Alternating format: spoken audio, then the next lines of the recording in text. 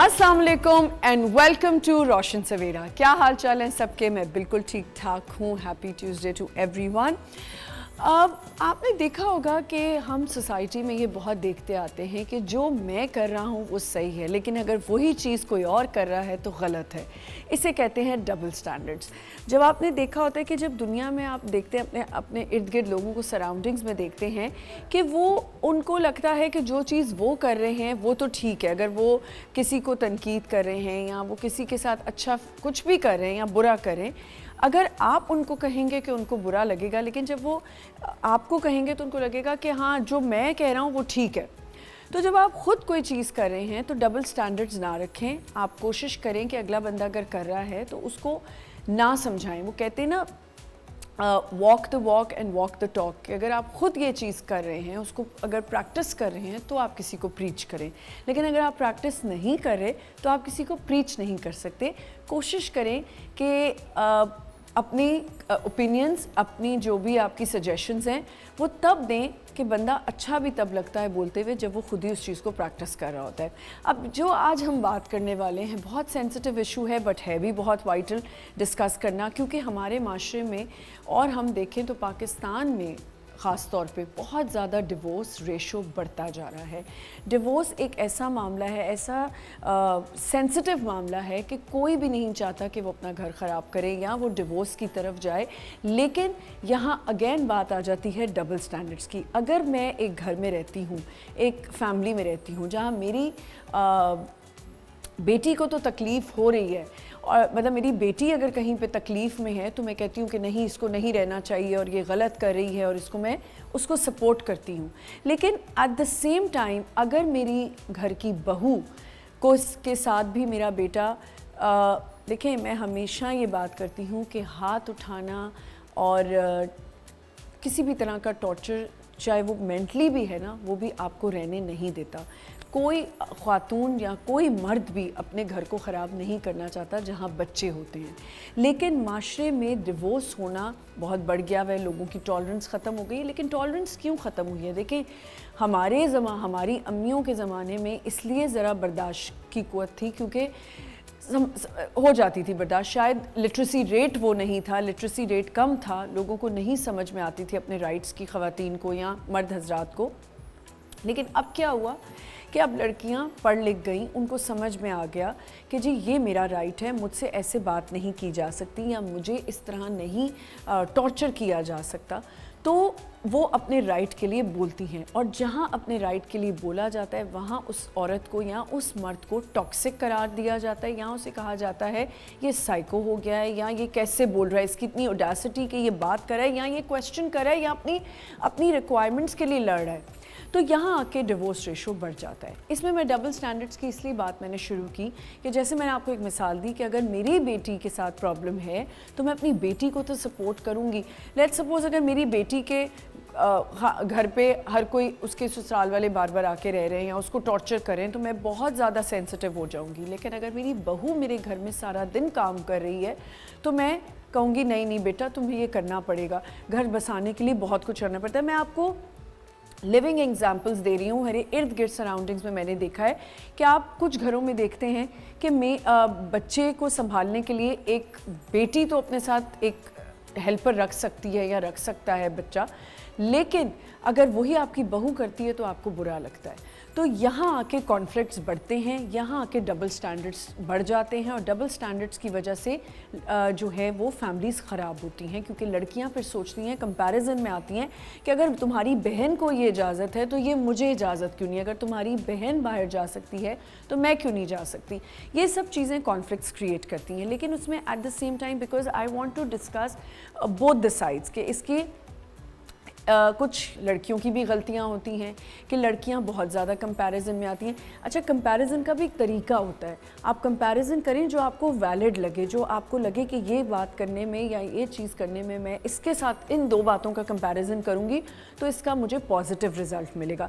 अब कुछ ख़वातीन लड़कियाँ ये भी करती हैं कि अगर किसी अपनी नंद की या आपकी फैमिली में किसी की या अपनी कज़न की कहीं बहुत बड़ी फैमिली में शादी हो गई, they start comparing, they start demanding वो चीज़ें जो आपका हस्बैंड नहीं अफोर्ड कर सकता, तो वहाँ जाके वो हस्बैंड को टॉर्चर करने लगती हैं। देखें, हम सिर्फ बात करते हैं डिवोर्स और खुला की। अगर हम बात करें, आज हम दोनों पे बात करेंगे, तो एक आदमी भी डिवोर्स तभी लेता है जब उसको भी लगता है कि मैं इस औरत के साथ नहीं रह सकता।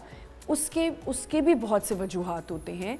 हम बहुत से ऐसे अच्छे लड़के देखते हैं जिनकी फैमिलीज़ ख़त्म हो जाती हैं। क्यों? क्योंकि वो लड़का तो ट्राई कर रहा होता है लेकिन लड़की ट्राई करना नहीं चाह रही होती है और उसकी अपनी कोई और ही किस्म की डिमांड्स होती हैं जिसमें लड़का बैक ऑफ कर जाता है और वो कहता है जी अब मैं नहीं रह सकता।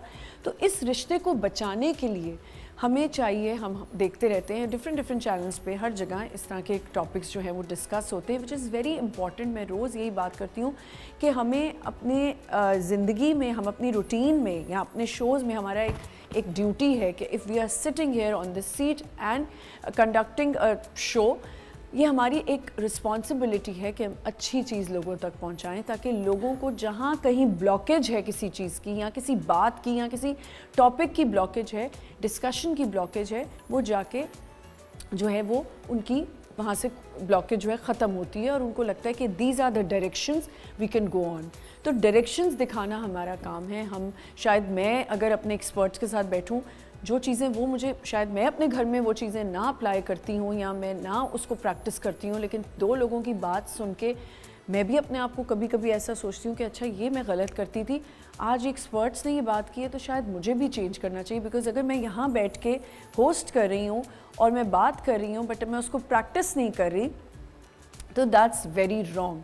तो आज हमने ये बात करनी है कि खुला और डिवोर्स के मामलात और किस तरह उसका देखें, क्योंकि लीगल एडवाइजर्स भी हमारे साथ होंगे, लॉयर्स होंगे, उनसे भी बात करेंगे, लाइफ कोच होंगी हमारे साथ, वो हमें बताएंगी कि हम किस तरह इस रिश्ते को, मियाँ बीवी के रिश्ते को संभाल सकते हैं। क्योंकि जो ये रिश्ता है ये दो लोगों का नहीं होता। When you have kids it becomes really difficult for you to cope with this harsh reality कि अगर आपको डिवोर्स की तरफ जाना पड़ता है।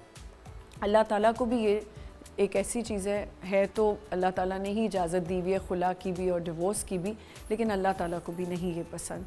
लेकिन बहुत सी वजूहात होती हैं, डबल स्टैंडर्ड्स जहाँ वहाँ आ जाते हैं कि अगर लड़की तकलीफ़ में है या लड़का तकलीफ़ में है और उसे कहा जा रहा है निभाओ, बच्चों की खातिर निभाओ, दैट्स रॉन्ग। तो इस पे हम आज बात करेंगे। मैं पहले बुलाना चाहूँगी हमारे साथ यहाँ पे, लेकिन उससे पहले मैं आपको ये भी बता दूँ कि एज़ पर गूगल सितंबर 2024 तक पाकिस्तान में तलाक की जो परसेंटेज है वो 35 to 48% इजाफा कर चुकी है। पाकिस्तान में तलाक की जो रेशो है और परसेंटेज है वो बढ़ती जा रही है। खुला केसेस इन 2014 16,942 खुला केसेस वर रजिस्टर्ड एंड 2016 में 18,901 केसेस रजिस्टर किए गए हैं, जो कि एक बहुत ही अजीब बात है कि बहुत ज़्यादा रेशो बढ़ता जा रहा है। पहले ऐसा रेशो नहीं होता था। इस पे हम बात करेंगे कि इसकी वजूहात क्या हैं, क्यों ऐसा होता जा रहा है, क्यों लोगों में टॉलरेंस ख़त्म हो रही है, या कहाँ जाके हमारे घर वालों को, हमारे इन लॉज़ को, चाहे वो लड़के के इन लॉज़ हैं चाहे वो लड़की के इन लॉज़ हैं, उनको कहाँ जाके जो है अपने आप को सही करना है ताकि रिश्ते जो हैं वो कायम रहें। तो सबसे पहले बुलाने चाहूँगी नाज़िया शकील को, जो कि प्रोफेशनल ब्रांडिंग पब्लिक स्पीकर भी हैं, ब्रांड इमेज ब्रांड भी बिल्ड भी करती हैं। प्लीज़ नाज़िया काम।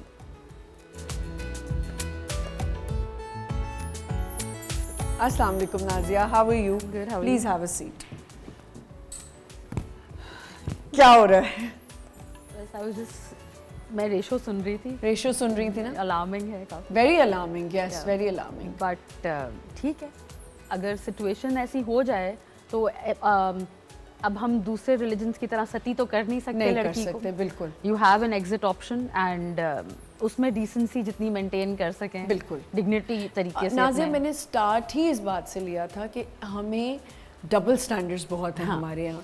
मैंने कहा ये बात मैं चाहूँगी कि आप भी कहें कि जब हम देखते हैं कि एक लड़की या एक लड़का भी, देखें हमें सिर्फ हम औरत को तो नहीं केटर कर सकते ना, इसमें आदमी भी अपना घर नहीं तोड़ना चाहता अनटिल अनलेस उसको कुछ वजूहात की वजह से या कुछ प्रॉब्लम्स की उस पर गुजरना पड़ता है। हम रूट पे थोड़ा सा जाने की ट्राई करते हैं। पहले जो हो रहा है वो तो है ही, पुअर पेरेंटिंग की इसमें कोई बात नहीं कर रहा जी। We are not talking about men as home makers. House wife होती है, होम मेकर एक खातून होती है, उसका काम है बच्चों की वजह से वो निभा रही है। तो what is the role of a father, what is the role of a husband, what is the role of a parent, co-parent?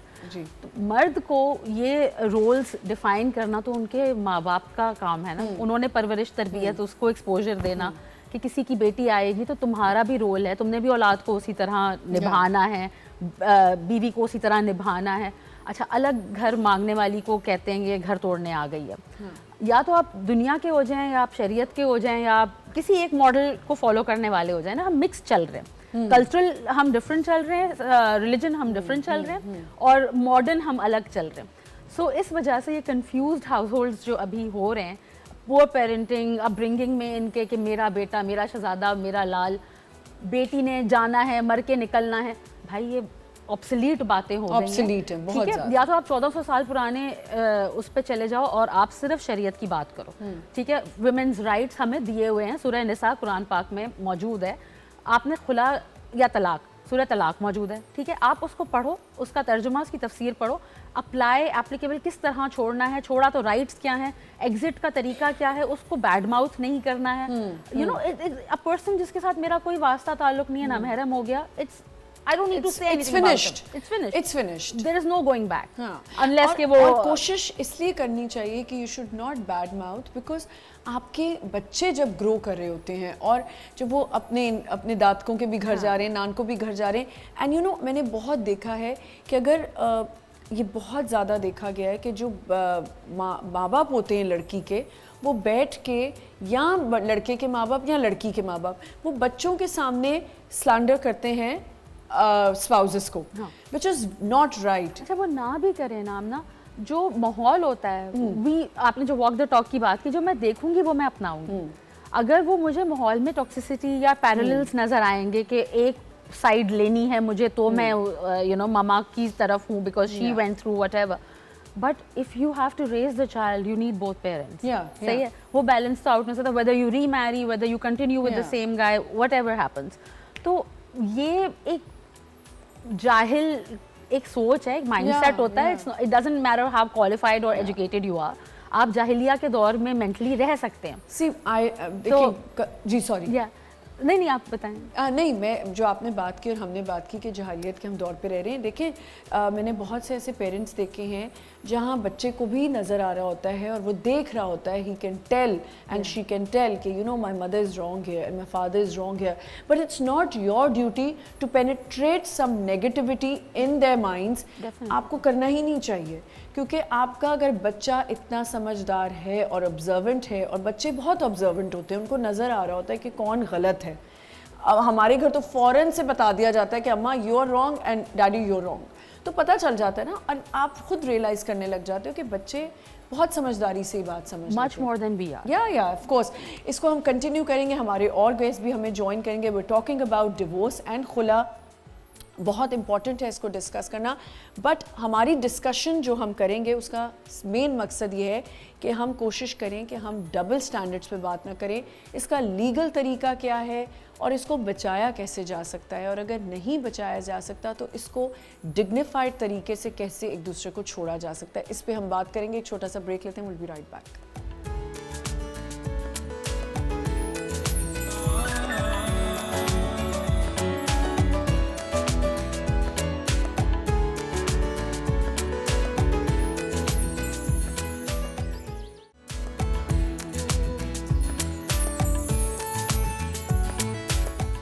Welcome back once again. हमने आज बात करनी है खुला एंड डिवोर्स। जैसे मैंने कहा कि खुला एंड डिवोर्स को हम दोनों पहलू से देखेंगे कि क्या अगर मुश्किल है एक फैमिली का या दो लोगों का आपस में रहना, तो देयर इज़ नो हार्म अगर आप सेपरेट हो जाते हैं वेरी डिसेंटली, कॉर्डियल वे में, कोई तमाशा नहीं, कुछ नहीं, डिग्निफाइड तरीके से।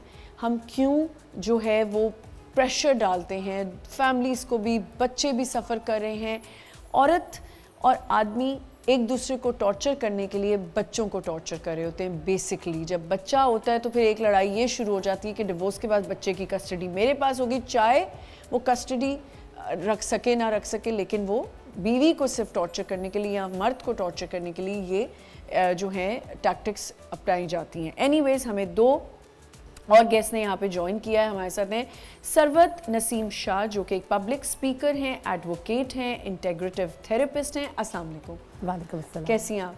अल्हम्दुलिल्लाह। और हमारे साथ यहाँ पे मौजूद हैं डॉक्टर रूसा तालिब जो कि एक एक्सपीरियंस्ड कंसल्टेंट साइकाइट्रिस्ट हैं। अस्सलाम वालेकुम। वालेकुम अस्सलाम। कैसी हैं आप? बिल्कुल ठीक। मैं बिल्कुल ठीक ठाक हूँ।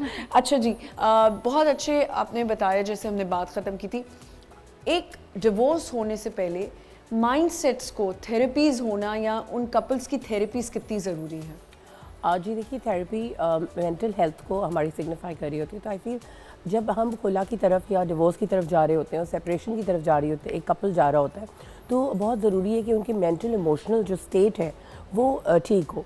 क्योंकि अगर अब्यूज़िव मैरिज है या किसी भी वजह से, आपने देखा होगा अक्सर कि कपल के दरमियान इश्यूज़ जो है वो या इन लॉज की वजह से होते हैं या किसी फाइनेंशियल फैक्टर की वजह से होते हैं या कोई और सोशल या एनवायरमेंटल फैक्टर होता है, बच्चों के ऊपर कोई लड़ाई हो गई, तो कई दफ़ा ऐसा होता है कि अगर कोई इंटरवेंशन की जाए, जैसे कि हमारे दीन में भी आपने देखा है सालिस का कॉन्सेप्ट मौजूद है कि कहा जाता है कि हमेशा किसी थर्ड पर्सन को इन्वॉल्व किया जाए और उनको कपल के बीच में ज़रूर बिठाया जाए। तो यहाँ पे थेरेपी का रोल, क्योंकि अब न्यूक्लियर फैमिलीज़ हैं, लोग जॉइंट फैमिलीज़ में कम रह रहे हैं, तो और ये भी होता है कि दोनों साइड किसका पर्सपेक्टिव सुना जाएगा, कोई एक पर्सन पे अग्री होगा या नहीं। अच्छा, तो थेरेपिस्ट इज समथिंग जो आप कपल थेरेपी के लिए जाए तो डिफरेंसेस। अच्छा सरवत, मुझे सिर्फ एक बात, आपने अभी एक बात की कि थर्ड पर्सन को बिठाया जाए, पर third person has to be very very neutral and has to be genuine.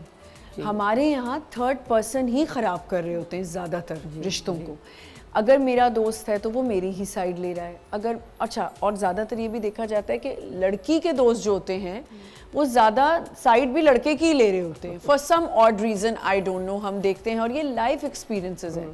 तो आपको लगता है कि थर्ड पर्सन का जेन्युइन होना बहुत बहुत ज़रूरी है? जी देखिए, जो आप बात कह रही है ना पेट्रियार्की, यानी इवन गर्ल फ्रेंड्स जो होती हैं वो भी हस्बैंड की साइड ले रही होती हैं, उसके पर्सपेक्टिव को प्रमोट कर रही होती हैं, क्योंकि patriarchy is not just in man. Patriarchy जो है ना औरतों के अंदर भी बिल्कुल है। तो जो पेट्रियार्की का कॉन्सेप्ट है वो यही होता है कि वो औरत, क्योंकि हम एक्सेप्ट कर चुके होते हैं कि man is the more powerful person या उसका पर्सपेक्टिव ज़्यादा सही होगा, तो वो खवातीन भी उसी को प्रोपिगेट कर रही होती हैं। इसीलिए मैं कह रही हूँ कि therapist is a neutral person. जब आप थेरेपिस्ट के पास जाते हैं तो आप दोनों अपना पर्सपेक्टिव रखते हैं और उसको बैलेंस किया जा सकता है। अच्छा, psychiatrist is the one who can even give you medicine. तो ये क्या आपकी कुछ डिवोर्सेस इसलिए होती हैं क्योंकि लड़का यहाँ तो बहुत नार्सिसिस्टिक है या लड़की बहुत ज़्यादा है, तो क्या ये एक वजह है कि आपकी डिवोर्स हो जाती है या आप इस खुला की तरफ चले जाते हैं? बिल्कुल देखा ये गया है कि कुछ स्पेसिफिक शख्सियात हैं वो रिलेशनशिप प्रॉब्लम्स में ज़्यादा आते हैं और उनको कोई तीसरा नहीं लड़वा रहा होता, वो आपस में ही उनके अपने इनर कॉन्फ्लिक्ट्स ही इतने ज़्यादा होते हैं उसके वो शायद किसी और चीज़ को नहीं देख पाते। और मुझे बिल्कुल अभी जहन में ये आ रही थी बात कि बहुत ही सेंसिटिव सा टॉपिक है, बिकॉज हम सब भी ख़वातीन हैं और कहीं ना कहीं अपनी शादी में, अपनी ज़िंदगी में बहुत सारी अप्स एंड डाउन्स देखे हुए होते हैं और हम गुजर रहे होते हैं।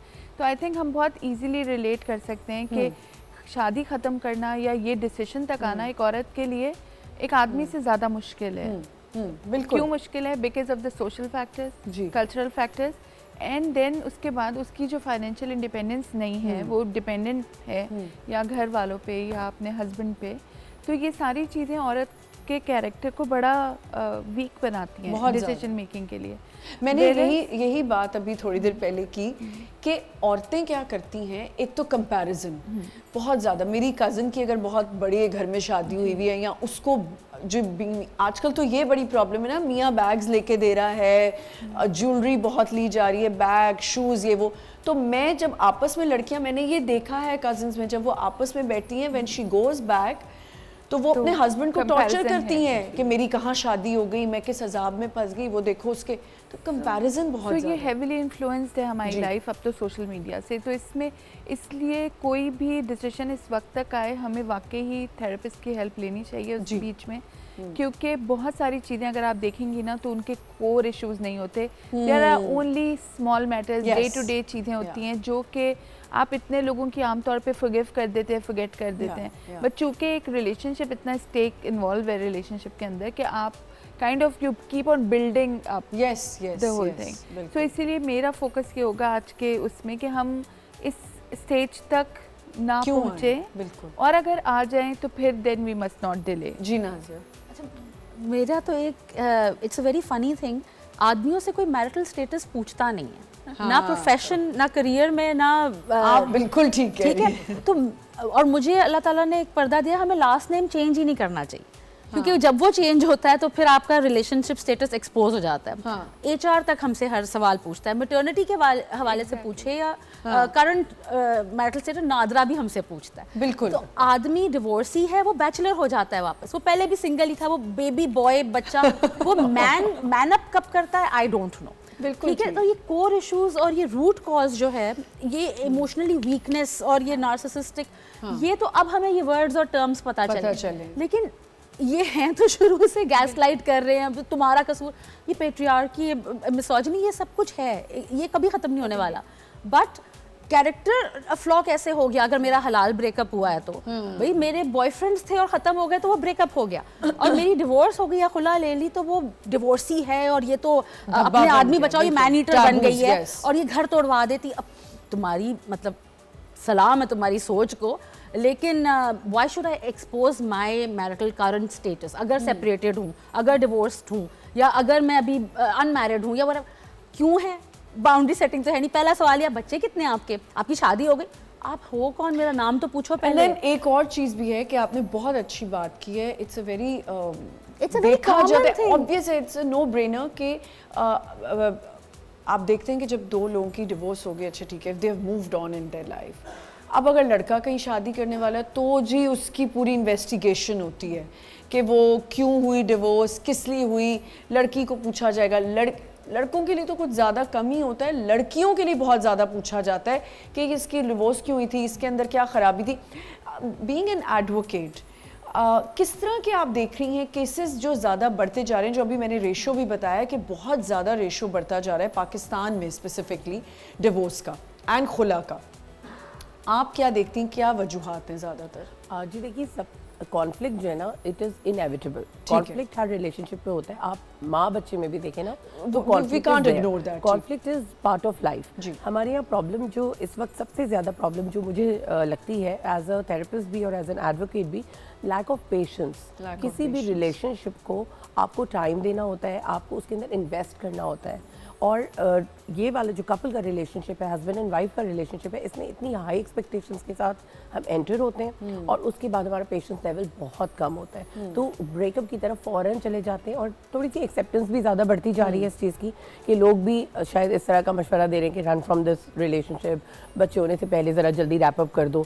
तो आई थिंक थोड़ा सा टाइम देना, तो आप रादर देन कि बच्चे होने से पहले रैप अप कर दो शादी और डिवोर्स ले लो, यू कैन से कि बच्चे अभी ना करें, आप प्लान कर लें लाइफ, प्लान फॉर चिल्ड्रन, और give your both of you time to understand each other और लाइफ में तो आजकल मैं देख रही होती हूँ, आई एम शॉक्ड कि अभी शादी को 6 महीने नहीं होते, आपने इतनी धूमधाम से लैविश इतना खर्चा करके शादी की होती है, और वही कपल्स जो 2-2 साल से साथ होते हैं, 6 महीने बाद डिवोर्स पता चलता है हो गई जी। समझ ही नहीं आ रहा था। अच्छा, क्योंकि मैं ये बात बार बार इसलिए कर रही हूँ कि डबल स्टैंडर्ड्स नहीं होने चाहिए। अगर आप अपनी बच्ची के लिए, अपने बच्चे के लिए ऐसा नहीं सोचते कि उसके साथ गलत हो, तो आप किसी के लिए भी ऐसा ना सोचें। अगर आप देख रहे हैं कि एक कपल जहाँ लड़के को होश ही नहीं है अपनी, वो लड़की बहुत ट्राई कर रही है, वहाँ मेरे ख्याल से पेरेंट्स को स्टैंड ले लेना चाहिए कि आप अपने घर में, मेरे सामने एक ऐसी मिसाल है कि मैं आपको बता नहीं सकती कि लिटरली मुझे लगता है कि उस बच्ची को फ़ौरन से छोड़ देना चाहिए वो घर, लेकिन उसके पेरेंट्स सपोर्टिव नहीं, क्योंकि पेरेंट्स की एक अपनी लाइफ है, तो पेरेंट्स उसको नहीं रख सकते।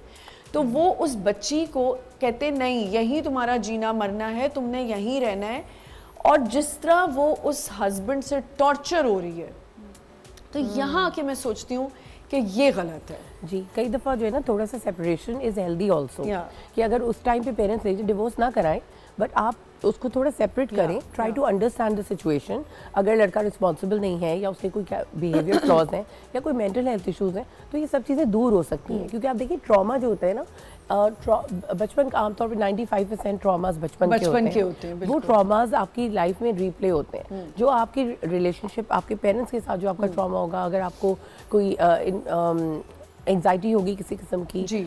अबैंडनमेंट एंजाइटी होगी, तो it will replay in your relationship with your spouse. जी, तो जब वो सामने आना शुरू हो जाए तो बेहतर ये होता है कि उसका ट्रीटमेंट ले लिया जाए, उसको ठीक कर लिया जाए, क्योंकि आप अगर आज डिवोर्स लेके किसी और से भी शादी करेंगे तो आपको नहीं पता कि उसके साथ क्या प्रॉब्लम्स होंगे। तो invest in this relationship. Doctor RUSA, medicine जब हम बात करते हैं कि एक साइकाइट्रिस्ट के पास जब कोई आ रहा होता है, कपल आ रहा है या कोई आ रहा है, क्या आपने देखा है कि ज़्यादातर क्या प्रॉब्लम्स नज़र आती हैं when patients they come to you and they bring this kind of issue कि मैं अपने स्पाउस के साथ मुझे ये प्रॉब्लम है? सबसे कॉमनली हमारे जो घर का एनवायरनमेंट है ना, ओवरऑल हमारे घर का एनवायरनमेंट इतना हेल्दी नहीं है अब ओवरऑल, अगर आप देखें हमारी सोसाइटी का एनवायरनमेंट ऐसा नहीं है। उसने हमारे इंडिविजुअल घरों को भी बहुत अफेक्ट कर दिया है ना। जो हमारी, अगर आप अभी भी देखें, हमें लगता है कि हम साथ टाइम गुजारते हैं husband and wife, but husband अपने फ़ोन पर है, वाइफ अपने फ़ोन पर है, सो वी हार्डली कम्युनिकेट। और maybe they both are working, तो वो जब उनको अपना मी टाइम मिलता है, so they just spend on the phone. So हमें लगता है कि we are living together and सब कुछ खुश है और सब कुछ अच्छा है, बट वो उस तरीके से होता नहीं है एक्चुअली। वो आप अपनी अपनी उसके अंदर जी रहे होते हैं। ख़वातीन हमारे यहाँ अनड्यू स्ट्रेस में हैं, जो वर्क कर रही है वो भी, जो स्टे एट होम मदर है वो भी।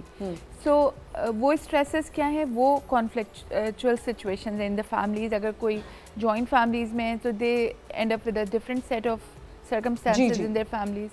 फाइनेंशियल डिफिकल्टीज इस वक्त हर अच्छा घर भी गुजर रहा है, and then you know add on फिर ये जो प्रेशर्स हैं ना जो हमने दुनिया के ले लिए हैं अभी अपनी लाइफ को सोशल मीडिया के इक्विवेलेंट करने के लिए, जो आर्टिफिशियल स्टैंडर्ड्स हैं इन पे आने के लिए। अब आप ये वाला सीज़न आप देखें, लोगों की डिज्नी से कम की तो पिक्चर्स ही नहीं आती फेसबुक नहीं पर, नहीं बिल्कुल ठीक है। तो इसका मतलब हर बंदा CIP लाउंज से ही ट्रैवल करेगा और वो जाके किसी एक बहुत ही लाविश किस्म की डेस्टिनेशन पे पहुंचेगा। मैं यही बात हमेशा कहती हूँ, I was just about to bring this कि कुछ जो है ना इसमें नुकसान वो सोशल मीडिया का भी है। व्हेन वी सी, अच्छा फ्रेंड्स है ना आपस में, इतना प्रेशर है कि अगर मेरी फ्रेंड बिजनेस क्लास में जा रही है, यहाँ चले वो वैसे ट्रैवल ही बहुत कर रही है और मैं पोस्ट कर रही हूँ, पिक्चर्स पोस्ट कर रही हूँ, तो दूसरी को ना एक टेंशन शुरू हो जाएगी, वो आके पोक करने लग जाएगी। वो तो हर वक्त घूमते रहते हैं, उनकी तो लाइफ देखो कितनी अच्छी है।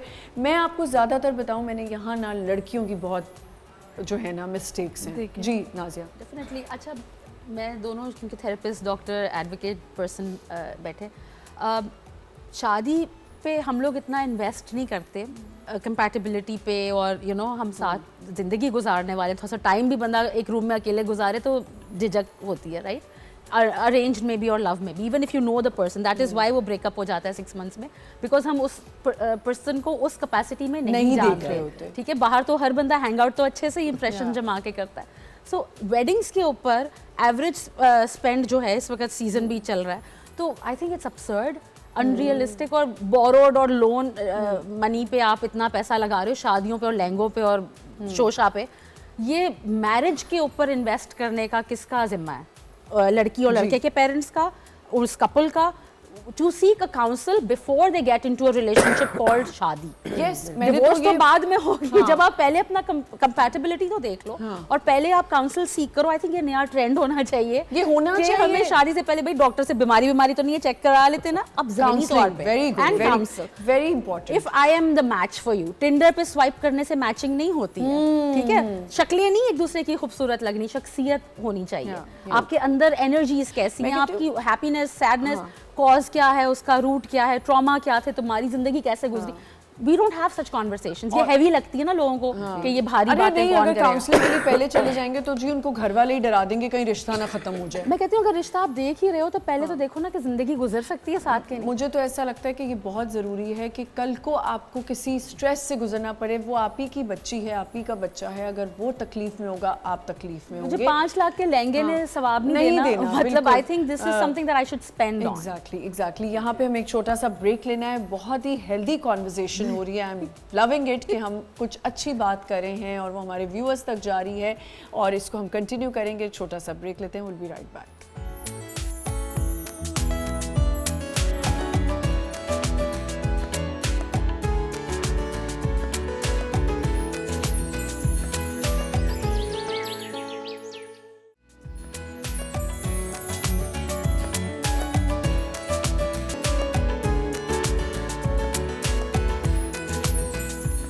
Welcome back once again. हम खुला और डिवोर्स पे बात करें। सिर्फ खुला और डिवोर्स एक नाम है, चलें जी डिवोर्स ले लिए, एक हक है हमारा कि हम खुला भी ख़वातीन ले सकती हैं और मर्द डिवोर्स दे सकता है, लेकिन उसकी वजूहात क्या होती हैं अभी बहुत अच्छे से हमने समझा। उसके साथ साथ ये इसका डिफरेंस क्या है ये भी हमें समझना ज़रूरी है। राइट्स क्या हैं लड़की के और लड़के के, क्या राइट्स हैं, उस पर भी हम बात करेंगे। हमें अभी अभी ज्वाइन किया है Razia Danish, supreme court of Pakistan की एडवोकेट हैं। अस्सलाम वालेकुम, कैसी हैं आप? अल्हम्दुलिल्लाह। अच्छा मैम, मुझे ये बताएं कि आई एम श्योर लोगों को पता होगा, लेकिन कुछ ऐसे भी लोग हैं जो दोबारा सुनना चाहेंगे, डिवोर्स एंड खुला का डिफरेंस। ओके, देखिए डिवोर्स एंड खुला both are two different categories जी ऑफ सेपरेशन। जी ठीक है, अब तलाक या डिवोर्स जो है वो राइट ऑफ हस्बैंड है जी और खुला का जो राइट है वो खातून औरत को दिया गया है। जी ठीक है, यानी कि इस्लाम ने भी, और डेफिनेटली हम क्योंकि एक इस्लामिक कंट्री में रहते हैं, पाकिस्तान इस्लामिक जमहूरिया है, तो उस लिहाज से यहाँ के जो कवानीन हैं वो डेफिनेटली जो आइली कवानीन है या जो मुस्लिम फैमिली ऑर्डिनेंस 1961 जो तरतीब दिया गया वो अकॉर्डिंग टू इस्लामिक प्रोविज़न दिया गया है। ठीक है, जो इस्लामिक लॉ से रिलेट करता है या इस्लामिक लॉ को अडैप्ट करता है। जी तो जो डिवोर्स का राइट है वो तो आप सबको पता है, हम सबको पता है कि जी वो एक हस्बैंड का राइट होता है जिसको वो एक्सरसाइज करता है जब उसकी विलिंगनेस होती है।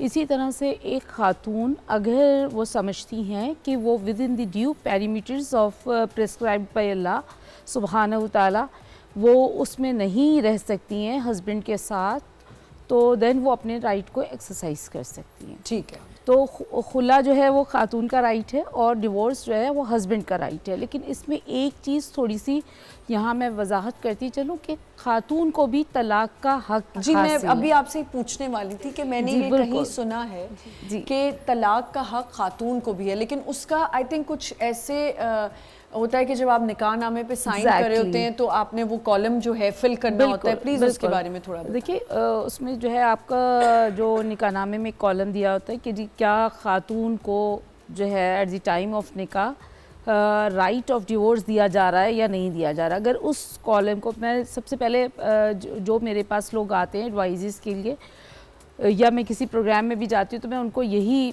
बताती हूँ कि जी निकाहनामा जो है ना वो एक अग्रीमेंट है, तो उसको आपको पढ़ के देख के सोच के समझ के साइन करने की अब तो ज़रूरत बहुत है। ज़्यादा लोग पढ़ते हैं, पहले तो बिल्कुल ही शादी की इतनी जल्दी होती थी, पर जहाँ साइन होना है वही जगह नजर आती थी। पहले ये होता था कि जी वकील कर दिया जाता था कि जी कोई भी बड़ा भाई है, चाचा है या जो भी फैमिली एल्डर्स होते थे तो वो आके और सिर्फ खातून से पूछते थे कि जी आप ने ये जो है आप राज़ी हैं शादी पे, ये है, इस तरह से करके उसकी कंसेंट ले लेते थे और फिर उससे जाके सिर्फ सिग्नेचर्स करवा देते थे। जी लेकिन अब क्योंकि हमारे यहाँ एजुकेशन का जाहिर सी बात है रेट ऑफ एजुकेशन बढ़ गया है, ख्वानगी बढ़ गई है, तो उस लिहाज से अब बच्चियों के अंदर ये शऊर आ गया है, पेरेंट्स में भी शऊर आ गया है, बिकॉज आपका डिवोर्स रेट बहुत हाई हो गया जी।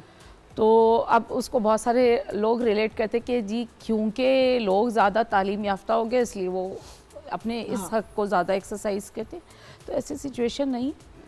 तलाक पहले भी होती थी लेकिन उसके रीज़न ये नहीं है कि ख्वानगी या एजुकेशन का रेट हाई है, उसका मसला जो है वो थोड़ा डिफरेंट है मेरे नज़र में। मेरी नज़र में जो आजकल डिसोल्यूशन ऑफ मैरिजेस हो रही हैं, चाहे इधर वो खुला के ज़रिए हो रही है या तलाक के ज़रिए हो रही है, उसका ये है कि हमारा जो जॉइंट फैमिली सिस्टम था ना वो टूट गया है। जी हमारे यहाँ कोई समझाने वाला नहीं है, कोई शर्म हया दिलाने वाला नहीं है। एग्जैक्टली जो मैं आपको प्रॉपर एक घर वाले अल्फाज है क्योंकि हम एक फैमिली उस पे बैठे हैं। बहुत से घर टूटने में हाथ भी जॉइंट फैमिलीज का ही होता है। देखिए जॉइंट फैमिलीज का हाथ होता है वो तो देखिए उसका रेट इतना ज़्यादा नहीं है बिल्कुल। हमारे क्योंकि जो बड़े होते थे ना, अब आजकल के बड़ों की बात नहीं कर रही हूँ, आजकल के बड़े तो हम आप में से ही आगे जा रहे हैं, ठीक है, तो वो उस इम्पोर्टेंस को नहीं समझते, उस रिश्ते की नहीं नज़ाकत समझते, को नहीं बिल्कुल। समझ रहे हैं। मुझे लगता है दोनों, जैसे मैंने पहले भी मेंशन किया था कि न्यूट्रल होके तीसरा बंदा बैठे। एक जगह यहाँ क्या होता है मैम कि अगर लड़के की साइड, लड़के की भी साइड लड़के की साइड ले रही है और लड़की की साइड भी जो है वो लड़के की साइड ले रही है, This is wrong. वहाँ जाके जो है लड़की जो है वो ट्रॉमेटाइज्ड होने लग जाती है। Exactly. ये भी है ना कि आप थोड़ा देखें, अगर शादी ब्रेकअप होती है कोई भी, तो वो दो लोगों के दरमियान एक एग्रीमेंट नहीं Families हैं, टूट रहा। बिल्कुल। ये बहुत ज़्यादा इसके जो इफेक्ट्स हैं वो पूरी ज़िंदगी के लिए रहते हैं लोगों के ऊपर। हाँ। और ख़ास तौर पे लाइक अगर आप देखें जिन शादियों में लोगों के बच्चे भी हों, सो उन लोगों को तो बहुत माइंडफुली इस चीज़ को देखना है। बिल्कुल, और बिल्कुल। वक्त के साथ साथ जितना रिसर्च हो रही है और जितनी चीज़ें देखी जा रही हैं, तो चलें किसी के पेरेंट की डेथ हो जाती है अर्ली चाइल्डहुड में, तो वो तो अल्लाह ताला के ज़ाहिर मामलात हैं, हम नहीं कर सकते उनमें कुछ। वो बच्चे भी बहुत ज़्यादा वल्नरेबल होते हैं आगे जाकर डिप्रेशन, एंग्जाइटी और दूसरे ज़हनी अमराज के लिए। बिल्कुल। फिर जो इस तरह की कॉन्फ्लिक्चुअल मैरिजेस में जो बच्चे होते हैं, जहाँ माँ बाप की बन नहीं रही, वो हर वक्त घर में लड़ाई झगड़ा देख रहे हैं, उन बच्चों की तरबियत उस तरीके से नहीं कर पा रहे वो पेरेंट्स, वो बच्चे आगे जाकर और ज़्यादा शदीद मसाइल बिल्कुल का सही शिकार है, आप होते हैं। बिल्कुल सही कह रही हैं। अच्छा, एक और चीज़ बड़ी ज़रूरी है बात करना कि बहुत से घरों में ये देखा जाता है कि लड़का अगर उसको रिहैबिलिटेशन के तौर पे शादी करा दी जाती है कि जी ये शादी कर लेगा तो ये ठीक हो जाएगा। मैं आपके लिए पानी मंगवाती हूँ, एक सेकेंड पानी ला दें प्लीज़ इनके लिए। रिहैबिलिटेशन के तौर पे उसको कहा जाता है कि इसकी शादी कर दोगे तो ये ठीक हो जाएगा। जी, लेकिन जो फियर ऑफ डिवोर्स है वो हम पे इतना इम्पोज किया हुआ, जैसे कि आपने अपने कज़न का भी बताया कि दूसरे you can't come back to the own family, ठीक है, यू कांट गो, आप अपना अकेले भी कहीं नहीं जा सकते। उस डिवोर्सी फीमेल की रिहेबिलिटेशन सोसाइटी में कहीं होने के लिए सिचुएशन ही नहीं बनती। तो लड़के की रिहैब, भाई आप उसको एक्चुअल रिहैब में भेजें, किसी की जिंदगी खराब करने किसी के की लिए जिंदगी ना भेजें। खराब करें। Because whether it's your daughter और somebody else's daughter, it's a woman जो कि आगे, मतलब नेपोलियन तक ने कहा है कि मुझे अच्छी औरतें, अच्छी माएँ दो, मैं तुम्हें अच्छा जनरेशन, अच्छा नेशन देता हूँ। तो अगर तुम्हारी अपनी माँ की बुरी तुम्हारी तरबियत है तो इट्स अ जनरेशनल कर्स, एक पूरा साइकिल है जो कहीं ना कहीं जाके किसी को तोड़ना पड़ेगा। बट नाजिया, मैं ये कहना चाहूँगी कि हम दो बातें कर रहे हैं इस वक्त। आपने कहा एक तो माँ बाप की तरबियत, ऐसे ऐसे लड़के हैं जिनके माँ बाप ने उन पर बड़ी मेहनत की है, लेकिन वो लड़के या वो लड़कियाँ इतना अजीब एक्ट करते हैं। और ये सिर्फ हम समझते हैं ना ये जाहिल फैमिलीज़ में होता है या पढ़ी लिखी फैमिलीज़ में नहीं होता। पढ़े लिखे लड़के, अल्लाह माफ़ करे, डिग्री होल्डर्स इस तरह बात करते हैं कि आपको समझ नहीं आती कि आप क्या करें। जी, आई थिंक ये जो जनरेशनल ट्रॉमा वाली बात है ये भी समझने की बहुत ज़्यादा ज़रूरत है। बिकॉज जनरेशन्स देखिए, जैसे एडवोकेट साहिबा ने कहा कि बड़े जो होते थे घर फैमिलीज़ के, जैसे अब अगर आप जनरेशन्स में डिवाइड करें फैमिलीज़ को, तो बेबी बूमर्स हैं, उनकी एक अलग सोच होती थी, और जेन जी की सोच, आप दोनों को मिला नहीं सकते, दे आर डिफरेंट। और जब एक बेबी बूमर जनरेशन से कोई जेन जी को समझाने बैठेगा तो ऑफ कोर्स उसको उनकी जो लॉजिक है वो समझ नहीं आएगी। तो we need to up our game and communication as well, कि हम जब समझाते हैं तो आजकल के डायनामिक्स के हिसाब से अगर आप ये समझाएं कि जी लव मैरिज नहीं करनी चाहिए और आप बिल्कुल बस अरेंज मैरिज कर लें, क्योंकि हमारे ज़माने में ऐसा होता था, तो वो उनको बात समझ नहीं आएगी। Now you have to set the parameters कि अगर आप लव मैरिज करते हैं तो उसमें भी कुछ आपके बाउंड्रीज होती हैं, आपकी जिम्मेदारियां होती हैं। It doesn't mean I think कि आपकी, इसको हम यहीं से कंटिन्यू करेंगे। एक छोटा सा यहाँ पे ब्रेक लेते हैं, विल बी राइट बैक।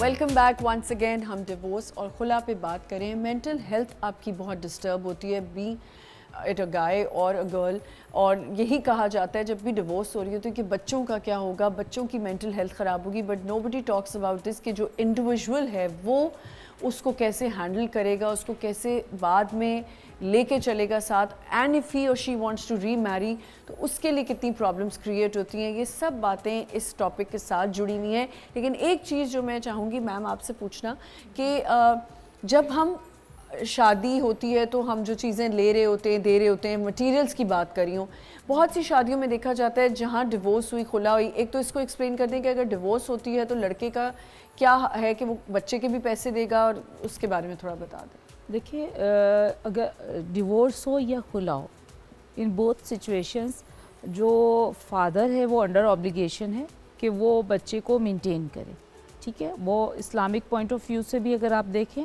और हमारे जो आइली कानून है, फैमिली ऑर्डिनेंस है, उसकी रूह से भी देखें तो मेंटेनेंस जो है वो देना बाप का ऑब्लिगेशन है, बच्चे की परवरिश करना बाप का ऑब्लिगेशन है। बाकी जहाँ कस्टडी की बात आती है कि जी कस्टडी किसके पास रहेगी, तो वो उस पर कोर्ट ये देखती है कि जी बच्चे की वेलफेयर कहाँ है। बिल्कुल। तो जहाँ पर वेलफेयर देखती है, बिकॉज वो कस्टोडियन ऑफ दी माइनर होती है कोर्ट, तो उस वक्त वो जहाँ पे कंसीडर करता है जज के जी ये बच्चे की वेलफेयर जो है इधर मदर के साथ है या फादर के साथ है, तो वो उसको कस्टडी हैंड ओवर करेगा। ठीक है। अब आपका नेक्स्ट क्वेश्चन ये था कि जी ब्राइडल गिफ्ट, जो ब्राइडल गिफ्ट होते हैं, ब्राइडल गिफ्ट या ग्रूम्स के गिफ्ट। देखिए गिफ्ट का मतलब ये होता है, गिफ्ट को उर्दू में गिफ्ट है या हिबा जी, तोहफा, तो उसका ये होता है कि जब आपने किसी को कुछ चीज़ दे दी तो आप वापस कैसे ले सकते हैं जी। एक जनरल बिल्कुल सही जो बात है है। परसेप्शन है कि जी जो चीज़ आपने किसी को दे दी तो वो आपने सिर्फ इस्तेमाल के लिए तो नहीं दी, आपने उसको उसका मालिक बना दिया, ठीक है, उसकी ओनरशिप दे दी, तो उसको आप गिफ्ट कहते हैं, ठीक है। उसने पोजीशन ले लिया, वो चीज़ उसके पास जो भी आर्टिकल है, चाहे वो गोल्ड ऑर्नामेंट्स हैं या कोई इस्तेमाल की चीज़ें या क्लोथ्स हैं या कुछ भी, तो वो अब उस लड़के या लड़की की मिल्कियत है। तो वो जो ब्राइडल गिफ्ट्स होते हैं नॉर्मली क्या करते हैं ससुराल वाले या जो लड़का होता है वो भी क्लेम करता है कि जी हमने इतनी ज्वेलरी दी थी वो वापस करें, हमने ये कपड़े दिए वो वापस करें, ये सारे आर्टिकल्स आप वापस करेंगे तो हम डावरी आपको वापस करेंगे। तो इस तरह से नहीं है, बल्कि कानून के अंदर भी यही है कि जो गिफ्ट की सिचुएशन में या गिफ्ट के सारी टर्म्स एंड कंडीशन को मद्देनज़र रखते हुए कोई चीज़ दी गई है तो वो आप वापस लेने के नहीं हकदार ले सकते, वो नहीं बिल्कुल। ले सकते। जी नाज़िया, ये भी मेंटली आपको होता है कि किसी तरह कोई टॉर्चर करने के लिए आप ये कर रहे होते हो? जाहिर है कि आपने कोई अगर स्ट्रिंग पुल करनी है तो आपने डिस्टर्ब करना है बंदे को, but things eventually don't matter, it's your emotional investment. मैंने तुम्हारे साथ अपनी ज़िंदगी पूरी बांधी है और मतलब पता नहीं हम शायद फैंटेसी लाला लैंड में रहते हैं या क्या है ज़हनी तौर पे। खुशी के लिए ही शादी का मतलब शाद यानी खुशी, literally it means that happiness. And अगर वो मुझे नहीं मिल रिलेशन में तो मेरी चीज़ें मैटर नहीं करती। इट डजंट मैटर कि तुम मुझ पे कितना मेकअप लगा दो, मेरा दिल खत्म हो चुका है अंदर से। This is destroying and disturbing a person's current and the coming next future life, of course, or the next relationships that we make. तो जो हमारी बात पहले भी हो रही थी कि टॉक्सिसिटी और मैस्कुलिनिटी, जनरेशनल ट्रॉमा, भाई तैयारी तुमने अगर वेडिंग वेन्यू सेलेक्ट कर रहे हो, कपड़े सेलेक्ट करो, प्लीज थोड़ी सी मैरिज के ऊपर भी तैयारी करो। रिहैबिलिटेशन की जो हमने बात की थी कि लड़के को कहा जाता है कि लड़का शादी कर ले, लेकिन कहीं कहीं लड़कियों के साथ भी ये किया जाता है कि if she is going out of track या शी इज़ नॉट स्टडिंग तो जी कहा जाता है चलो बस इसकी शादी कर दो, चाहे वो बच्ची शादी करना चाहती है या नहीं कर चाहती, ये शादी करेगी तो ये ठीक हो जाएगी। उसके बारे में क्या कहें? बिल्कुल, देखिए शादी जो है ना एक कमिटमेंट है और ये मैच्योर लोगों का कमिटमेंट है। तो जब हम शादी करने के लिए किसी भी कपल को रेडी करें तो उनकी मेंटल इमोशनल रेडीनेस ज़रूरी है उसके लिए। तो एक तो फोर्स मैरिज नहीं होनी चाहिए कि आप किसी से भी उसकी शादी करने, वहाँ भी उनकी पसंद का ख्याल रखा जाए। और पसंद वही बात है कि जो हर चीज़ हमारे यहाँ ना ओवर द टॉप चली जाती है। ये पसंद का क्या क्राइटेरिया है, हमारे यहाँ उसकी भी बाउंड्रीज ब्रीच हो गई हैं। अगर आप किसी को पसंद करते हैं और उससे शादी करते हैं तो चांसेस आर दैट कि आपकी शादी ज़्यादा सही सेटल होगी और आपके अंदर कंपैटिबिलिटी बढ़ेगी। You will invest in that और आप खुशी खुशी अगर कोई कॉम्प्रोमाइज़ भी करना पड़ा तो आप खुशी खुशी करेंगे। बिल्कुल। तो ये क्राइटेरिया होता है पसंद का। इट डजंट मीन कि आप 5 साल 10 साल की रिलेशनशिप रखें, क्योंकि उससे भी उसके भी अपने रिपरकशंस हैं और इश्यूज हैं जिसकी वजह से बाद में क्योंकि आपकी सारी एक्सपेक्टेशंस एज अ जी अनमैरिड कपल आपकी जो डेवलप होती हैं वो मैरिज में प्रैक्टिकल नहीं रहती। जी डॉक्टर, सो मेरा फोकस इस सारे डिस्कशन में ये होगा कि देखें हम बहुत सारे डिसीजंस तब लेते हैं जब हम शदीद डिप्रेशन से गुजर रहे होते हैं और ख़ास तौर पे चीज़ों को जो ख़त्म करने का हम जब डिसीजन लेते हैं तो उसके पीछे डीप सीटेड डिप्रेशन होता है, आइदर मेल पार्टनर में या फीमेल पार्टनर में। सो आज अगर हम कुछ टेक अवे देखें तो जब कोई लोग स्ट्रगल कर रहे हो ना अपने मैरिज में और आप जानते हो उन लोग को, तो हम उन्हें एक मशवरा दे दें, यार एक प्रोफेशनल से मिल लो, हो सकता है, बिकॉज देखें औरतों को अल्लाह ताला ने बहुत रेजिलिएंट बनाया है और ये हर तरह की एक्सट्रीम्स को बर्दाश्त करती हैं, हर तरह के माहौल में एडजस्ट करती हैं, they are very flexible, adaptable और बहुत खुश दिली से चीज़ें कर रही होती है। बिकॉज निकाह में इतनी ताकत है कि जब आप किसी बॉन्ड में बन जाते हैं तो उसके साथ टेकन है कि आपने बहुत सारा कुछ ले लेना है। सो अगर कहीं पे अब उस औरत की बर्दाश्त कम हो रही है या वो कहीं पे नहीं कोप कर पा रही है और आप देखते हैं कि ऐसे लोगों में जब आप ट्रीटमेंट इंस्टीट्यूट कर देते हैं, वो डायग्नोज हो जाते हैं कि नहीं जी ये डिप्रेशन का फेज़ है और इसमें ये सो यू नो आप एक पूरे घर को, एक पूरे यूनिट को बचा लेते हैं। बिल्कुल ठीक है। और इसी तरीके से जो लोग इतनी अब्यूसिव मैरिज में हो या टॉक्सिक रिलेशनशिप में हो, देखिए कुछ चीज़ों पे कोई कॉम्प्रोमाइज़ नहीं है। अगर शौहर कमाता नहीं है, अगर वो अब्यूसिव है, अगर फिजिकली वायलेंट है, अगर घर में आपके हुकूक का ख्याल नहीं रखा जाता, तो इन पे तो देयर इज नो कॉम्प्रोमाइज़, ठीक है। लेकिन अगर छोटी छोटी चीज़ें हैं जो कि वर्क अराउंड की जा सकती हैं, क्या दो बहन भाई नहीं लड़ते? क्या आपके अपने पेरेंट्स नहीं लड़ते? माँ बाप से लड़ लेते क्या हैं? आप अपने दोस्तों से नहीं लड़ते? क्या हम रिकंसाइल नहीं करते चीज़ों को? करते। सो ये जो डायलॉग की कैफियत है, ये दोनों साइड्स पे अगर ऑन रहेगी तो आई थिंक हमारे जो मैरिटल आउटकम्स हैं वो बेहतर होंगे। अच्छा, मुझे लगता है कि हमारे यहाँ बहुत ये होता है कि अगर अपना ओपिनियन दे रही है लड़की या आर्ग्यूमेंट करिए, आर्ग्यूमेंट्स करना हेल्दी होता है। पहले होता था कि आर्ग्यूमेंट से हट जाओ, बट आर्ग्यूमेंट्स करना इज़ बेटर, कम्युनिकेशन करना इज़ वेरी गुड, क्योंकि आर्ग्यूमेंट होंगे तो पता चलेगा ना कि रूट कॉज क्या है। बट उसमें ये कि बहुत अच्छा होता है कि अगर आप लोग ओपनली बात करें, बट जनरली हमारा जैसे मेल नर्चर हुआ है ना हमारा, उसको अच्छा नहीं लगता उसको कोई पॉइंट आउट करे कि आप में बेहतरी की गुंजाइश है या आपके अंदर भी कोई गलती है। So generally they are not really receptive, उनका बिल्ट इन नहीं है इस तरीके से कि उनको आप ये बताएंगे कि यार इस चीज़ को थोड़ा सा इम्प्रूव कर लें and they will appreciate this fact, no they will not. So इसलिए आपको कहीं ना कहीं एक मीडिएटर चाहिए जो एक ऐसे वर्क अराउंड करे आपकी स्ट्रेंथ्स और वीकनेसेस के ऊपर और आप लोग को दोबारा से जोड़ने में बिल्कुल। और जब मीडिएटर्स बैठें तो अटैकिंग मोड में ना बैठें, बिल्कुल अटैकिंग मोड में। देखिए ये लाइफ एक्सपीरियंसेस हैं, हम यहाँ बैठ के वही बातें डिस्कस करें जो हमने देखी होती हैं या हमने एक्सपीरियंस की होती हैं।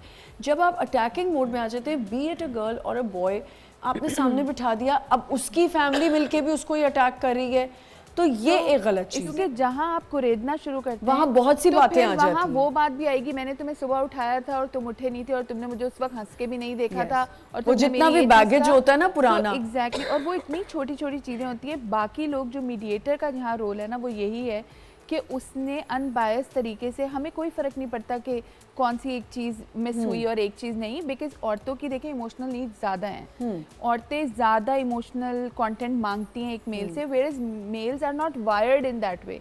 सो वो कभी भी उसकी तवक्कुआत पे तो पूरा उतरेगा ही नहीं। बिल्कुल बिल्कुल। कुछ नाज़िया कहना चाहिए? बस वही बात है कि हम जितनी बातें अभी कर रहे हैं, एक्चुअली अभी जो करंट हाउस होल्ड्स का एक्चुअल रियल लिविंग सिचुएशन और सिनेरियो है, न्यूक्लियर फैमिली हो या जॉइंट फैमिली जो कि टॉक्सिक और वायलेट कर रही है आपके डायनामिक्स को, why is it such?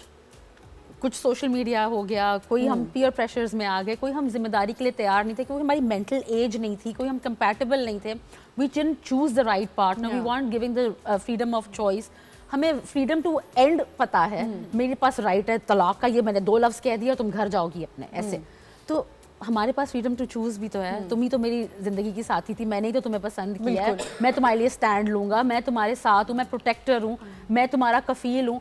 What about those dynamics, what about the machoism, what about that man? और उस तरह के उसी के बच्चे और उसी की परवरिश और उसी का एक नया डायनामिक, नया cycle.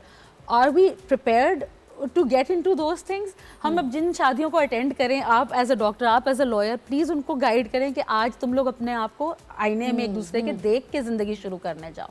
Otherwise it's a waste of 1 crore के लाइटें और 10 करोड़ के घाघरे। I think we'll add this, but हम छोटा सा ब्रेक लेते हैं, ब्रेक से वापस आएंगे और यहीं से हम अपनी कॉन्वर्सेशन का आगाज़ करेंगे। स्टे विद अस।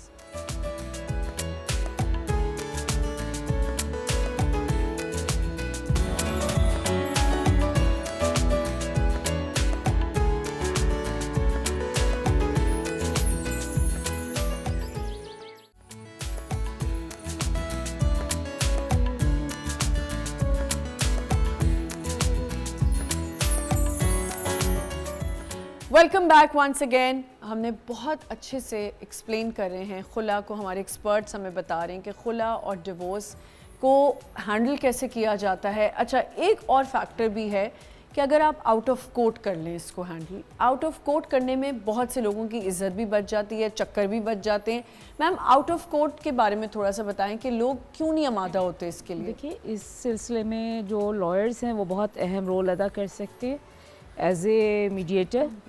और वो अगर पॉजिटिव हो, एक लॉयर अगर पॉजिटिव है और वो अपनी पॉजिटिविटी के साथ क्लाइंट को डील कर रहा है, तो जैसे मेरे पास कोई केसेस आते हैं इस तरह के डिसोल्यूशन ऑफ मैरिज के, तो मेरी ये कोशिश होती है कि मैं दोनों पार्टीज़ को बुला लूँ और उनको अलहदा सिटिंग करूँ उनके साथ और उनके प्रॉब्लम को समझने की कोशिश करूँ कि बेसिकली ये प्रॉब्लम आ कहाँ से रही है, जी, किस बात का डिस्प्यूट किस बात जी, के ऊपर है। जी।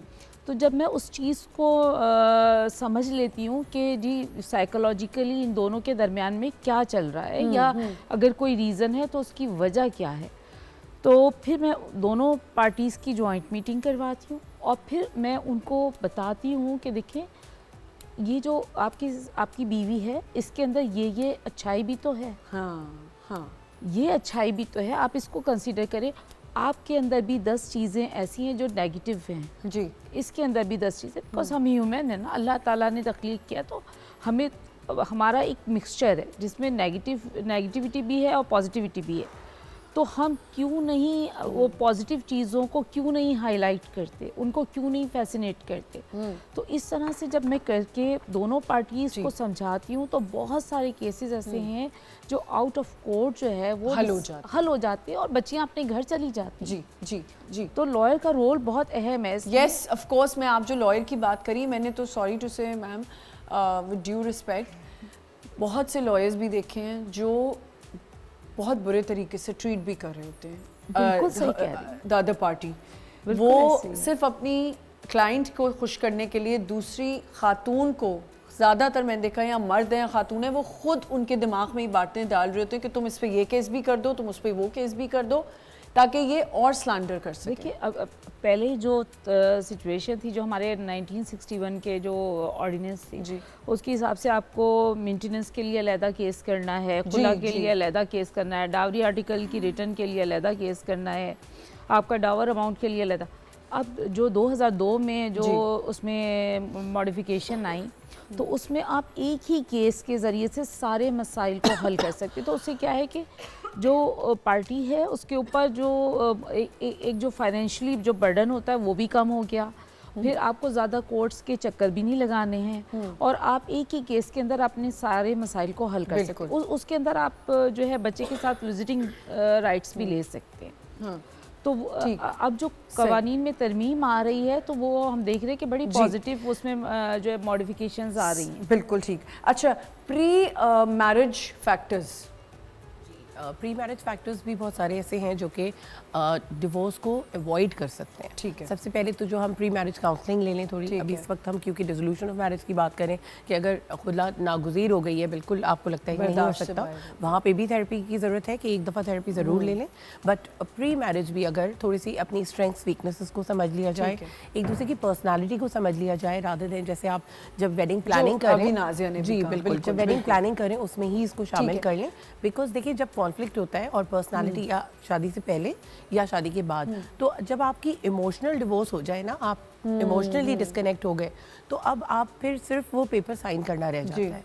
तो invest in the emotional process so that आप इमोशनली और मेंटली कनेक्ट हो जाए, ताकि आप एक अच्छी शादी। और जो हम मीडिएटर की बात करें, मैं बार बार कह रही हूँ कि मेरा लाइफ एक्सपीरियंस है कि आप जब अटैकिंग मोड में होते हैं ना, चाहे वो लड़के के लिए हो चाहे लड़की के लिए हो, फिर वो दोनों जो इंडिविजुअल्स हैं ना, वो रिबेलियस होने लग जाते हैं। वो रिबेलियस होते हैं और वो फिर अपने हाथों से ही इतना कुछ ख़राब कर चुके होते हैं क्योंकि उनकी कोई सुनने वाला नहीं होता। तो कोशिश करें कि जब दोनों फैमिलीज़ हैं ना, अगर लड़की की माँ को भी लग रहा है ना कि मेरी बेटी गलत है, तो वो फिर उसका साथ दे। उसका साथ ना दें। लेकिन अगर उसको लगता है कि मेरी बेटी गलत नहीं है तो प्लीज़ अपने बच्चों के लिए स्टैंड लें। इसी तरह मैं लड़के के माँ बाप को कहूँगी कि अगर आपको लगता है ना कि आपका बेटा गलत है, मैं इतनी आपको छोटी सी मज़े की बात बताती हूँ। कल मैं और मेरी फ्रेंड बैठे हुए थे तो वी वर जस्ट डिस्कसिंग हमारे बच्चों के स्कूल टाइम्स की हम बात कर रहे थे कि जब हम प्रिंसिपल बुला लेते थे तो हम किस तरह अपने बच्चों को जाके जो है उनके लिए काउंसलिंग करने की बात करते थे या कुछ भी। तो शी एक्चुअली उसने ये किया बात खुद ही अपने बारे में की कि मैं इतनी स्टूपिड होती थी कि जब मेरा बेटा कोई गलती करके आता था तो मैं जाके जो है वो आर्गुमेंट करती थी प्रिंसिपल से कि नहीं मेरा बेटा तो ये कर ही नहीं सकता, मेरा बेटा तो ये कर ही नहीं सकता।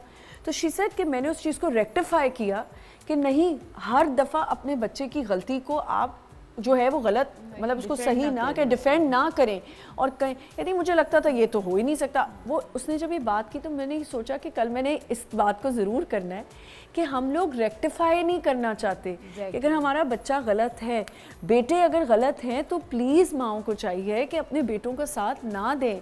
कोशिश करें कि अगर आपने घर बचाना है तो अपनी बहू का साथ दें कि ठीक है मेरा बेटा भी गलत हो सकता है, और अगर लड़की गलत है तो कोशिश करें कि लड़की को प्लीज़ आप मुझे बताएं कि जब काउंसलिंग करते हैं, जब आपके पास लोग थेरेपीज़ के लिए भी आ रहे होते हैं साइकाइट्रिस्ट के पास, तो ये बात सही है कि नहीं जो मैं कह रही हूँ? तो बिल्कुल सही है। और इसकी एक छोटी सी एग्जांपल इस तरह है कि जो मर्द हजरात हैं ना, वो अपने आप को ऐसा शौहर बनाएं जो वो अपनी बेटी के लिए चाहते हैं। बिल्कुल।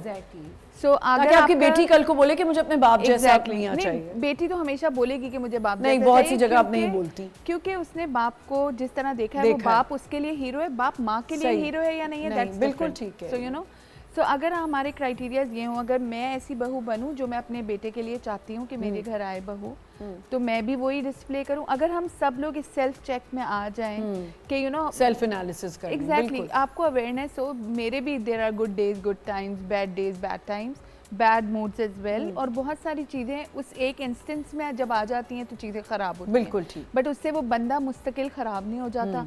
हम सब में वीकनेसेस भी हैं, स्ट्रेंथ्स भी हैं।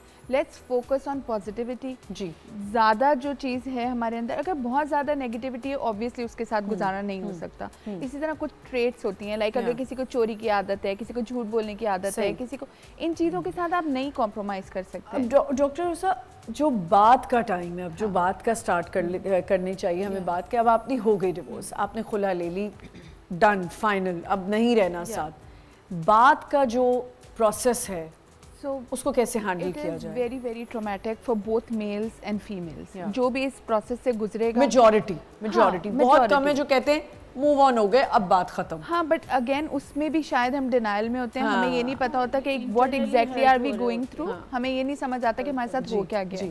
लेकिन लॉन्ग टर्म में देखें, डिवोर्स या ये वाली सारी चीज़ें, आपको ईच डे एक रिमाइंडर मिलता रहेगा सोसाइटी से, घर से, यू नो, आपको हर रोज में एक दफ़ा तो ज़रूर पता चलेगा कि आपके साथ ये हो गया, ये हुआ है, यू नो। आपको पता है विक्टिम शेमिंग हमारा एक मशगला है और you treated like an outcast. पता नहीं टैबू क्यों है, क्योंकि जब इसके बारे में अल्लाह ताला ने सारी चीज़ें डिस्क्राइब की हुई हैं तो हम इसके ऊपर बात क्यों नहीं कर सकते।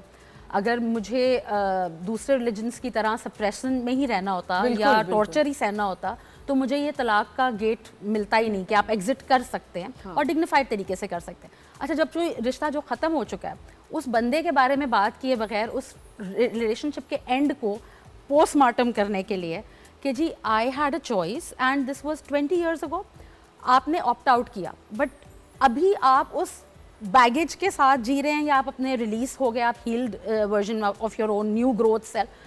मे बी उस वक्त आप प्रिपेयर्ड नहीं थे, मे बी सामने वाला प्रिपेयर्ड नहीं था to accept somebody like you.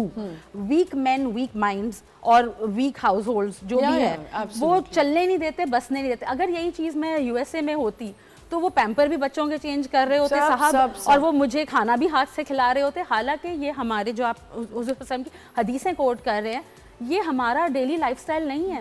अपनी बीवियों का ख्याल रखना, अपने घर को देखना, अपने तो सही ख्याल, अपने खुद सही करना, अपने खाने पकाना, this is an American lifestyle.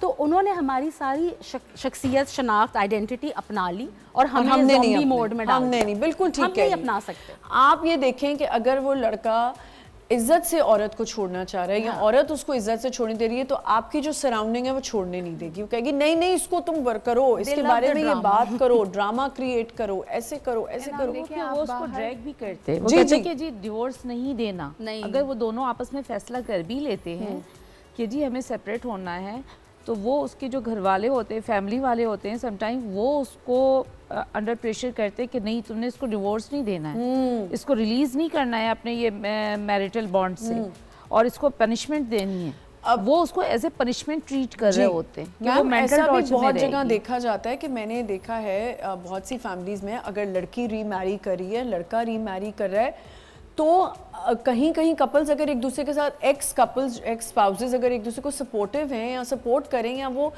Attend भी, मैंने एक शादी देखी जहाँ पे लड़के ने शादी अटेंड की अपनी एक्स वाइफ की, क्योंकि तो उस पर इतनी बातें बनी कि ये देखो जो हम लफ्ज़ इस्तेमाल करते हैं इसमें तो कोई इज्जत नहीं, गैरत नहीं है। अरे भाई वो मूव ऑन हो गए, उन्होंने अपनी अपनी ज़िंदगी इंडिविजुअली स्टार्ट कर ली and they are happy for each other, तो इसमें क्या बुरी बात है। लेकिन नहीं, वो उसको यही तो मैं चाह रही हूँ हम इस पर बात करें कि बात को हैंडल करना होता है तो लोग हैंडल नहीं करने दे रहे होते।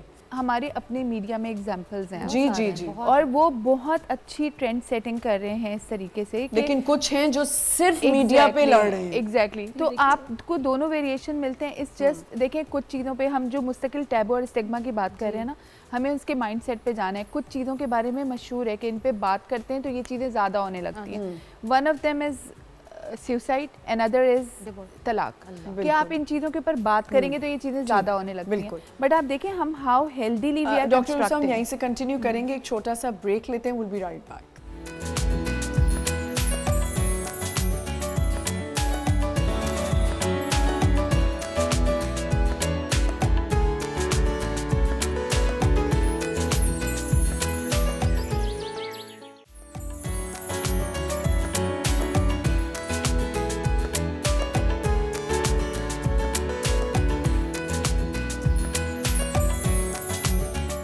Welcome back once again. खुला या डिवोर्स आपकी ज़िंदगी का एक ऐसा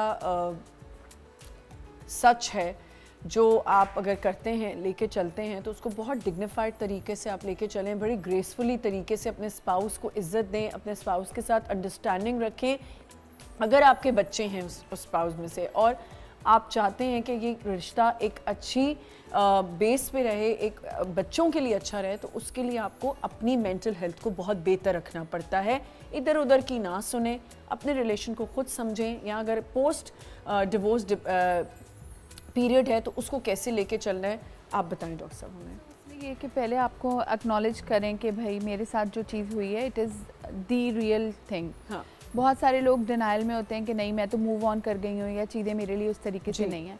वी मस्ट सी कि ये कोई भी ट्रॉमा हो ये हमें इम्पैक्ट तो डालेगा, कभी शॉर्ट टर्म में डालता है, कभी लॉन्ग टर्म में डालता है, कभी आगे आने वाली ज़िंदगी में डालता है।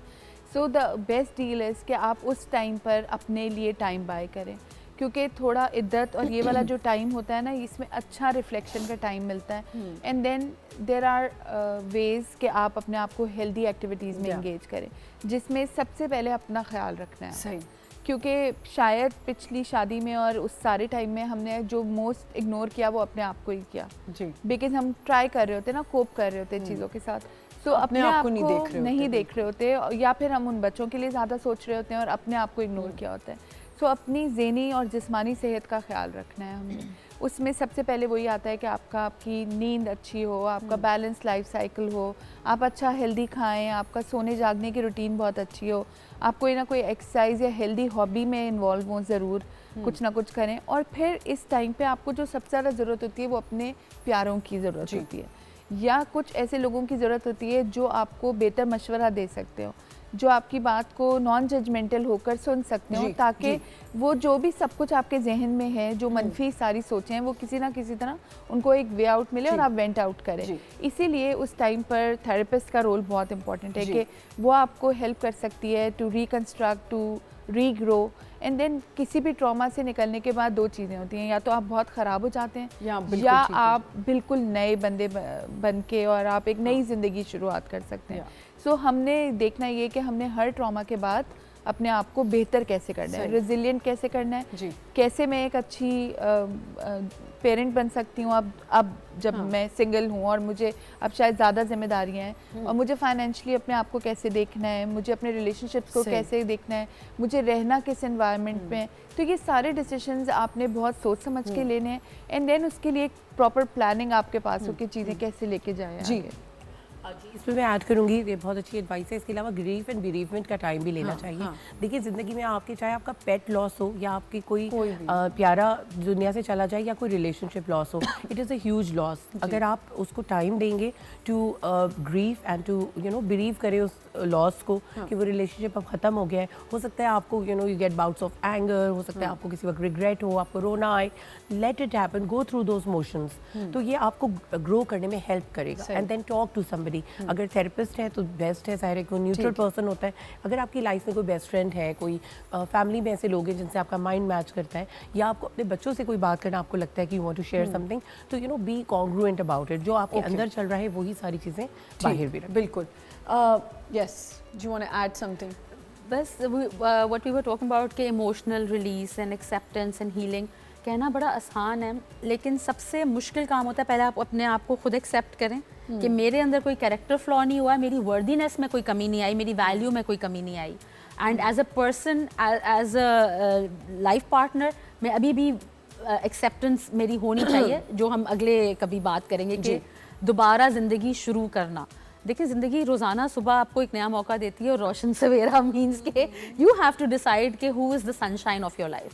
अगर मैं एक्सटर्नल एलिमेंट पे, किसी दूसरे पर्सन पे अपनी खुशी का दारोमदार थोप दूंगी और अपनी जिम्मेदारी नहीं उठाऊंगी, तो मेरी सेहत, मेरी खुशी, मेरी खैर, उसका कोई कफील, कोई जिम्मेदार नहीं होगा। सो यस मैम, खुला, क्योंकि हम खुला पे बात करें, मैं चाहूँगी, क्योंकि एकदम से मेरे दिमाग में पॉप हुई है बात कि वी आर नॉट फॉस्टरिंग के डिवोर्स ली जाए या खुला ली जाए, और जस्ट डिस्कसिंग अभी पूरी जो कॉन्वर्जेसन है, क्योंकि अक्सर ऐसा होता है कि लोग उसी वक्त स्विच करते हैं और उनको लगता है कि हम इनकरेज कर रहे हैं कि ये होना चाहिए। वो जस्ट सेइंग कि अगर मैम किस हद तक, मैं चाहूँगी आप कहें तो बेहतर लगेगा, किस हद तक ट्राई करनी चाहिए शादी बचाना, और अगर खुला रिवर्टेबल है तो उसके थोड़ा सा प्लीज़ बता दें। देखिए, तलाक और खुला दोनों के लिए मैं ये कहना चाहूँगी कि जैसे कि रूल्स पोस्टुलेट हुए हुए हैं तलाक के लिए इस्लाम में है कि जी तलाक आप एक साथ 3 ना दें। ठीक है, तलाक की 3 किस्में, तलाक एहसन, तलाक हसन और तलाक मुगल्लिज़ा। जी, क्यों 3 रखी गई हैं? इसलिए रखी गई हैं ताकि आपको रिकंसीडर करने का मौका मिल सके, आपको अपनी गलतियों का या जो भी आप फैसला ले रहे हैं आप उसको रिव्यू करें, रिकंसीडर करें। तलाक एहसन का मतलब ये कि आपने एक तलाक दी मैम, लेकिन उसमें 3 दफ़ा बोलना है, बोल देते हैं तलाक एहसन में ये होता है कि जी आपने एक डिवोर्स अनाउंस करेंगे एक सिटिंग में, ठीक है। अच्छा। और उसके बाद जो जो जो जो साइकिल होता है आपका, वो साइकिल नहीं गुजरने चाहिए, और उसी के अंदर आपको जी बिल्कुल आपको रिकंसाइल कर लेना चाहिए। अब फिर तलाक हसन में आते तो उसमें आप 2 तलाक़ें हो जाती हैं, ठीक है। फिर से आपके पास एक अपॉर्चुनिटी बनती है अपने आप को रिव्यू करने के लिए। ये मैं मेल्स के लिए बता रही हूँ, ठीक है ना। तो रिव्यू करने के लिए फिर आपके पास मौका है। लेकिन जब आप तलाक़ मुगल्लिज़ा अनाउंस कर देते तो इसका मतलब है कि 3 तलाक़ें आपने एक साथ दे दी, उसको इस्लाम ने नापसंद फरमाया, अल्लाह और उसके रसूल ने नापसंद फरमाया। तो इसीलिए कहा गया है ताकि आप अपने फ़ैसले को, अगर आप गुस्से की हालत में या किसी भी सिचुएशन में है या कोई बदगुमानी हो गई है, कोई गलतफहमी हो गई है, तो आप उसको रिव्यू कर सकें, आप उसको भी टाइम दें और अपने आप को भी टाइम दें। इसी तरह से अगर लड़की खुला के लिए आती है तो खुला की भी सर्टेन कंडीशंस हैं जिसके अंदर कोर्ट खुला अनाउंस करेगी, ऐसे खुला नहीं दे दी जाएगी।